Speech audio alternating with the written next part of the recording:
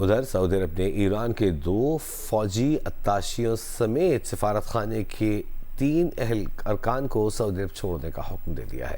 سعودی عرب نے 5 اہلکاروں کو ناپسندیدہ شخصیات یعنی پرسونا نان گراٹا قرار دے کر 24 گھنٹوں میں ملک چھوڑنے کا حکم دیا ہے۔ سعودی حکومت نے کہا کہ ایران نے سعودی عرب خلیج تعاون کونسل عرب کو اسلامی ملکوں کو بار بار ہدف بنایا۔ سعودی خود مختاری، سول انفراسٹرکچر، معاشی مفادات اور سفارتی تنصیبات کو نشانہ بنایا، اچھی ہمسائیگی کے اصولوں کی نفی کی۔